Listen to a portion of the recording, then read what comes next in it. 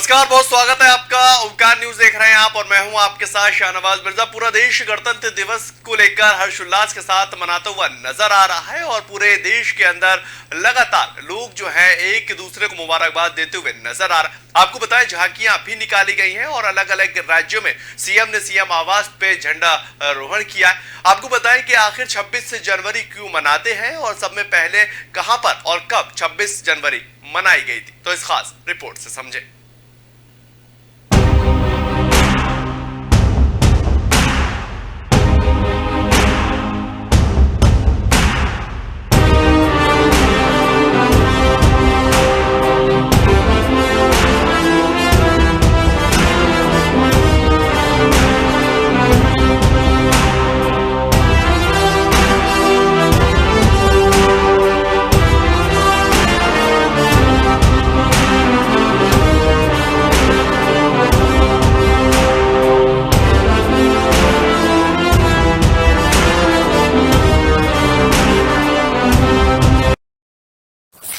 भारत में 26 जनवरी 1950 को देश भर में प्रथम गणतंत्र दिवस मनाया गया था।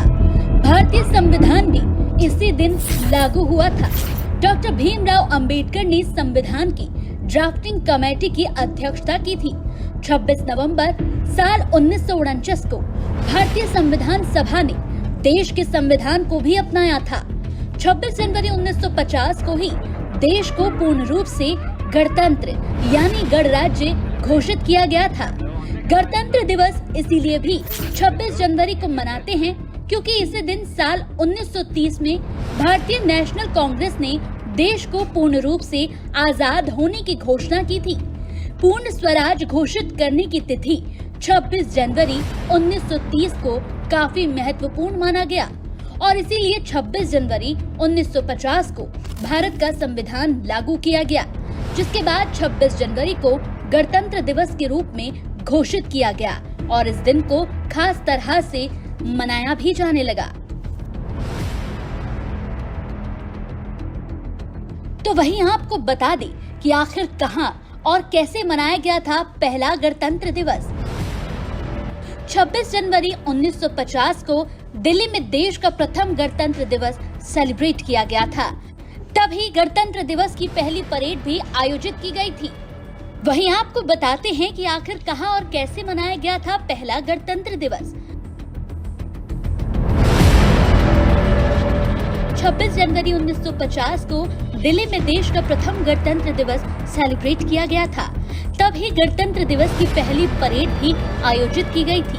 तब पुराने किले के पास ब्रिटिश स्टेडियम हुआ करता था। यहीं पर पहली परेड लोगों को देखने को मिली थी। आज ये जगह काफी बदल चुकी है। देश के प्रथम राष्ट्रपति डॉक्टर राजेंद्र प्रसाद द्वारा दिल्ली के पुराने किले पर ध्वजारोहण किया गया था। इस अवसर पर प्रधानमंत्री जवाहरलाल नेहरू भी वहां मौजूद थे। देश में आज जिस संविधान के अनुसार कार्य किया जा रहा है, उसका मसौदा डॉक्टर भीमराव अंबेडकर ने तैयार किया था, जिन्हें भारतीय संविधान के वास्तुकार के रूप में जाना जाता है। कई सुधारों और बदलावों के बाद कमेटी के 308 सदस्यों ने 24 जनवरी 1950 हाथ से लिखे कानून की 2 कॉपियों पर हस्ताक्षर किए, जिसके 2 दिन बाद 26 जनवरी को ये देश में लागू कर दिया गया। 26 जनवरी के महत्व को बनाए रखने के लिए उसी दिन भारत को एक लोकतांत्रिक पहचान दी गई थी। संविधान के लागू होने के बाद पहले से चले आ रहे अंग्रेजों का कानून गवर्नमेंट ऑफ इंडिया एक्ट 1935 को भारतीय संविधान के जरिए भारतीय शासन दस्तावेज के रूप में बदल दिया गया।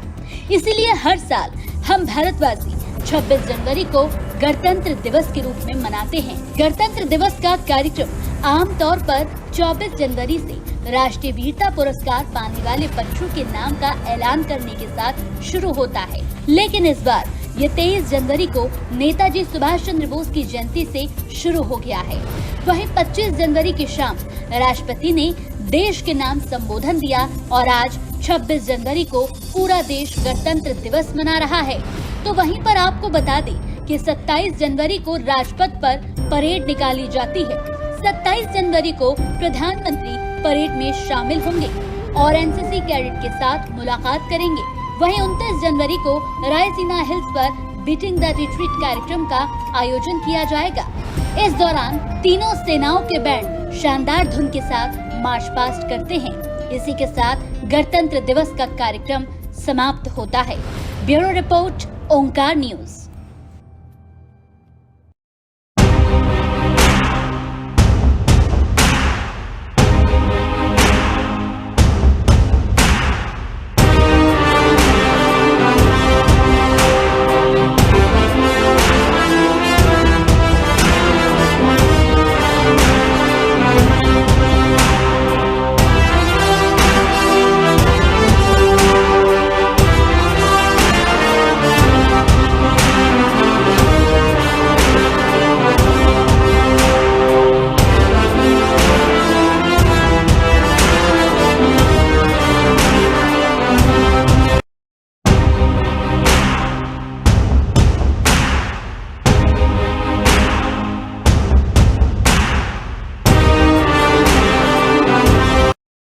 आगे बढ़ेंगे, बात गोरखपुर की करेंगे। 74वें गणतंत्र दिवस के अवसर पर कमिश्नर रवि कुमार एनजी ने पुलिस परेड ग्राउंड में सलामी तिरंगे को सलामी दी है और इस दौरान एसएसपी डॉक्टर गौरव ग्रोवर सहित जिले के अन्य पुलिस अधिकारी और पुलिसकर्मी वहां पर मौजूद रहे।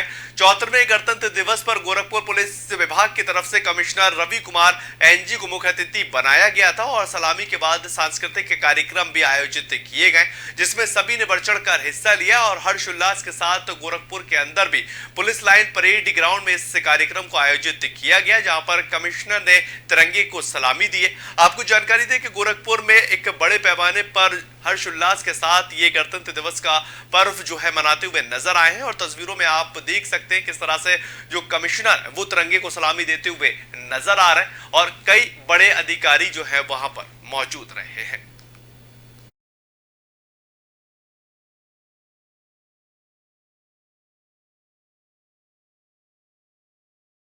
पर 74वें गणतंत्र दिवस के मौके पर पुलिस अधीक्षक रेलवे गोरखपुर डॉक्टर अवधेश कुमार सिंह की ओर से कार्यालय पुलिस अधीक्षक रेलवे के प्रांगण में ध्वजारोहण किया गया।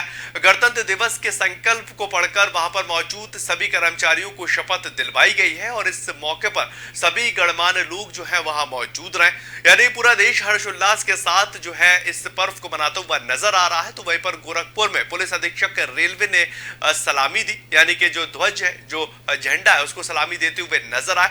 सभी कर्मचारियों को वहां पर शपथ दिलवाई गई है और बड़े पैमाने पर वहां पर कर्मचारी और वरिष्ठ अधिकारी जो हैं वो मौजूद रहे। तमाम लोगों ने इस पर्व को एक साथ मिलकर हर्षोल्लास के साथ मनाया है और पूरा देश आज 26 जनवरी के रंग में सराबोर नजर आ रहा है।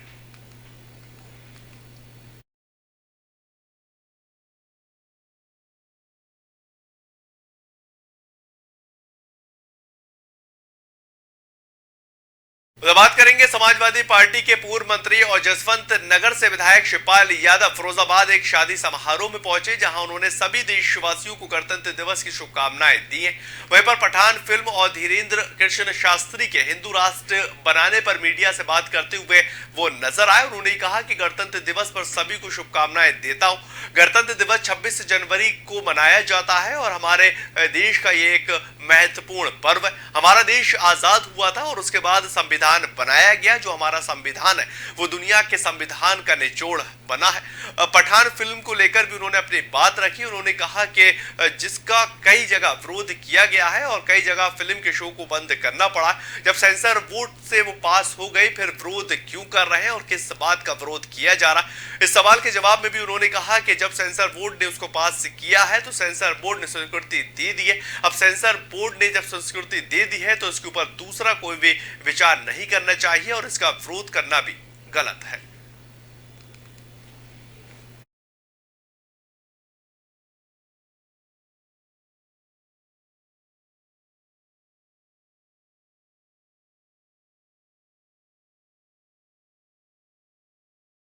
मैनपुरी से आ रही है, जहां पर एक अजीबोगरीब किस्म का किस्सा जो है वो घटित हुआ है। उत्तर प्रदेश के जनपद मैनपुरी के थाना क्षेत्र में एक सनसनीखेज मामला दरअसल निकलकर सामने आया, जहां पर परिवार और उसका पिता अपनी लापता हुई बेटी को खोजने के लिए पुलिस के चक्कर लगाता हुआ नजर आ रहा। पिता का ये साफ तौर पर आरोप है कि उसकी तीनों बेटियां दरअसल लापता हो गई है और इसका कोई भी सुराग नहीं मिल पा रहा। पीड़िता ने एक व्यक्ति पर बहला फुसलाकर भगाकर ले जाने के तहत मुकदमे को दर्ज करवाया था और उसके बावजूद भी उसकी दोनों बेटियां गायब बताई जा रही। पुलिस ने मुकदमे को दर्ज कर लिया है और उसको लेकर लापरवाही बरतते हुए उस जो रिपोर्ट है वो कूड़ेदान में फेंक दी। पीड़ित पिता ने पुलिस अधीक्षक को शिकायत पत्र में ये कहा है कि थाना पुलिस इस पूरे मामले को लेकर लापरवाही बरत रही है और जो मेरी बेटियां उनको ढूंढने को लेकर कोई भी दिलचस्पी नहीं नजर आ रही।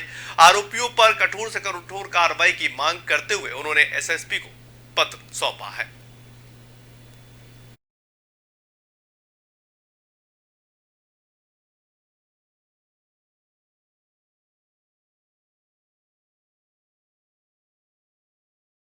उधर बात बुलंदशहर की करेंगे, जहां पर गणतंत्र दिवस पर शिकारपुर नगर में नगर पालिका के ईओ नीतू सिंह ने ध्वजारोहण किया है और कर्मचारियों को संविधान रचिता डॉक्टर BR अम्बेडकर से संबंधित जानकारी दी गई। वहीं पर शिकारपुर कोतवाली में कोतवाली प्रभारी निरीक्षक प्रेमचंद शर्मा ने ध्वजारोहण किया और सभी पुलिस कर्मियों ने राष्ट्र ध्वज को सलामी दी है। ये तस्वीरें आप देखिए, बुलंदशहर शिकारपुर नगर में ध्वजारोहण कार्यक्रम जो है वो किया गया और सभी लोगों ने वहां पर बढ़ चढ़कर हिस्सा लिया। ईओ शिकारपुर नीतू सिंह भी वहां मौजूद रही और तमाम जो कर्मचारी और अधिकारी है वो वहां पर नजर आ रहे हैं और झंडे को सलामी देते हुए दिखाई दिए। वहां पर ध्वजारोहण किया गया और इसके बाद जो है एक दूसरे को मुबारकबाद दी गई।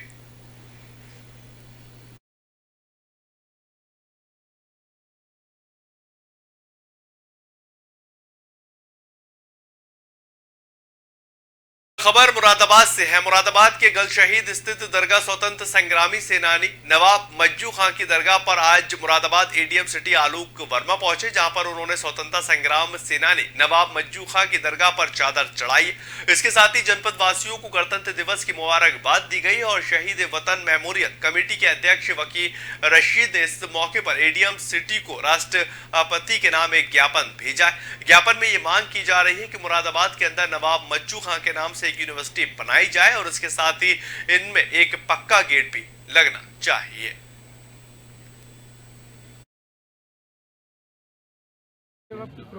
देखिए, सबसे पहले तो भारत के गणतंत्र की 74वीं वर्षगांठ की सभी मुरादाबाद वासियों को मेरी तरफ से हार्दिक शुभकामनाएं। आप सभी जानते हैं कि यहाँ एक मजू शाह साहब की मजार है जो 1857 में अंग्रेजों के हाथों मारे गए थे।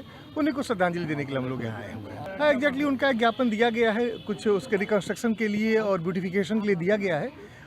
एक और भी ज्ञापन मिला है कि उन्होंने ये कहा है कि उनको उच्चाधिकारियों से मुलाकात करने का वक्त मांगा है, तो अभी बातचीत करके मैं कुछ तय कराता हूँ। यहाँ पर आज 26 जनवरी के मौके पर हर साल प्रोग्राम होता है, शहीदों को याद किया जाता है। इसी मौके पर प्रशासन की तरफ से लोग आते हैं, एडीएम सिटी साहब अभी आकर गए हैं, तो अब यहाँ पे कमेटी की तरफ से उनको एक ज्ञापन दिया गया है जिसमें कहा गया है कि जो ये हमारा गेट है नवाब मज्जू खां का, उसको पक्का बनाया जाए और नवाब साहब के नाम पर एक सेंट्रल यूनिवर्सिटी मुरादाबाद में बनाई जाए और सूफी अहमद प्रसाद के नाम पर एक मेडिकल कॉलेज। प्रशासन के हाथ में सब कुछ नहीं होता, शासन के हाथ में बहुत कुछ है। अब जो सरकारें हैं वो सरकारें शहीदों को क्या समझती हैं ये अब जनता तय करेगी। हम तो प्रशासन के ज़रिए राष्ट्रपति को ज्ञापन भेजा है। हमें उम्मीद है कि शासन इसके ऊपर नज़र रखेगा और नवाब साहब के नाम पर एक सेंट्रल यूनिवर्सिटी मुरादाबाद में बनाई जाएगी। मैं सुजान खान हूँ और मैं नवाब मज्जू खान साहब की परपोती हूँ। जो उन्होंने किया, अपनी कुर्बानी दी, हम लोग सिर्फ 26 जनवरी और 15 अगस्त के दिन उनको याद नहीं करें, बल्कि एकजुट होकर मुरादाबाद की आवाम को उनके लिए कुछ करना चाहिए, उनकी याद में कुछ ऐसा करना चाहिए जिनसे हर वक्त उनकी जो कुर्बानी है उसको। आगे बात करेंगे गणतंत्र दिवस को लेकर। पूरा देश हर्षोल्लास के साथ गणतंत्र दिवस मनाता हुआ नजर आ रहा है, लेकिन महत्वपूर्ण बात यह है कि 74 साल के अंदर आखिर जो गवर्नमेंट है, जो सरकारें हैं, उन्होंने हमारी आम जनता को क्या कुछ दिया है और किस तरह से इस गणतंत्र दिवस के पर्व को आगे बढ़ाता हुआ पूरा देश नजर आता है। इस खास रिपोर्ट से समझें।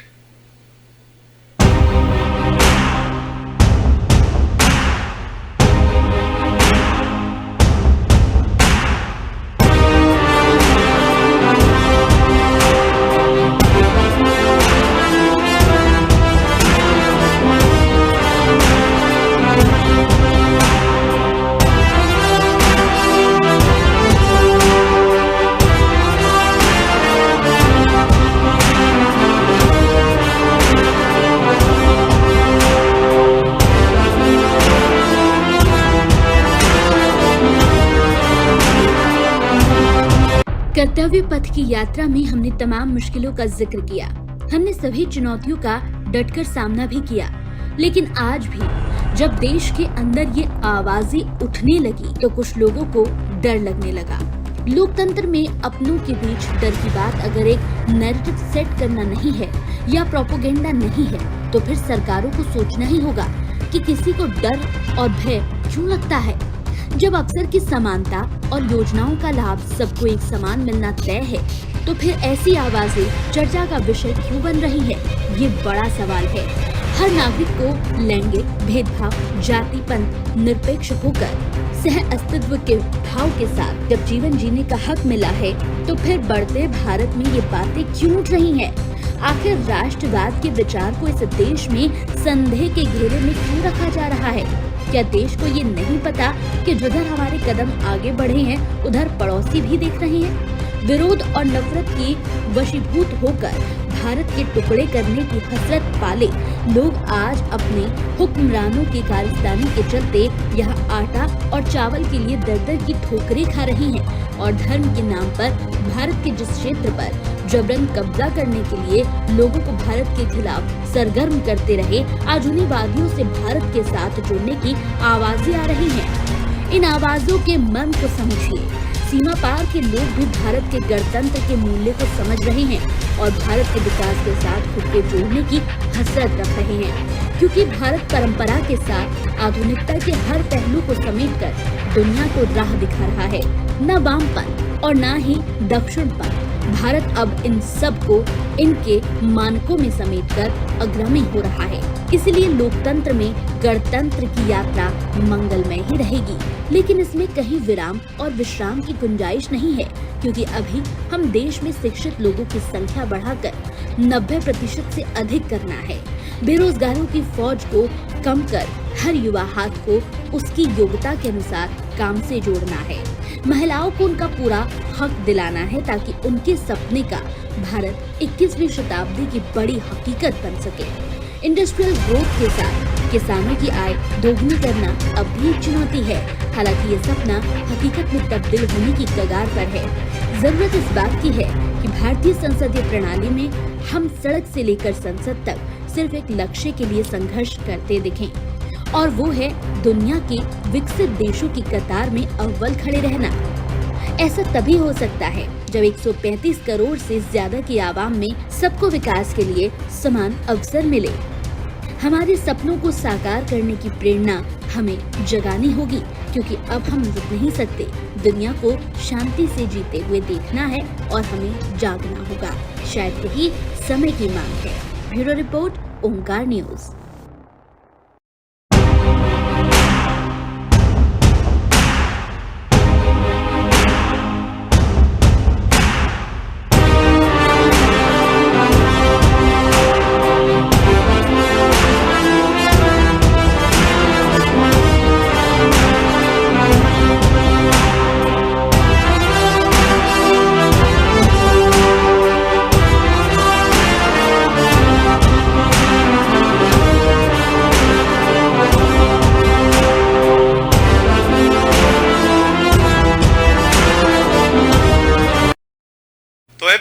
फिरोजाबाद की करेंगे। फिरोजाबाद में एसडीएम शिवध्यान पांडे, तहसीलदार हर्षवर्धन, नायब तहसीलदार अवनीश कुमार ने कुष्ठ रोगियों के साथ मिलकर गणतंत्र दिवस मनाया।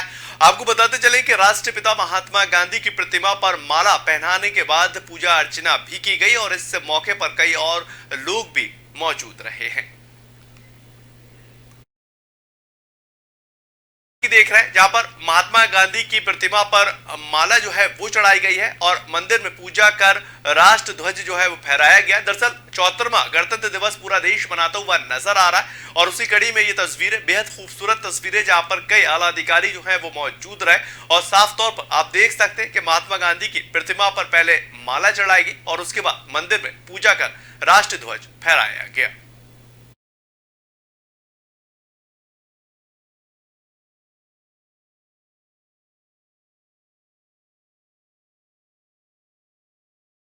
करेंगे सपा एमएलसी स्वामी प्रसाद मौर्य की फिर तीखी टिप्पणी निकलकर सामने आई है और ये आपको बताते चलें कि स्वामी प्रसाद मौर्य ने ब्राह्मण समाज पर कई सवालिया निशान खड़े किए।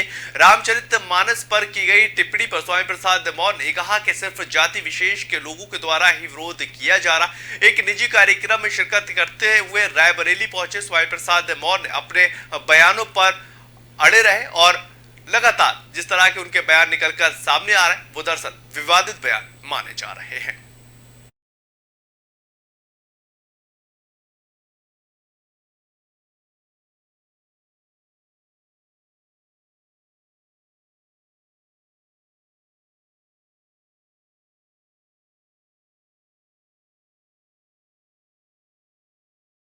इस बुलेटिन में इतना ही। ताज़ा खबरों के लिए आप लगातार बने रहें ओंकार न्यूज के साथ।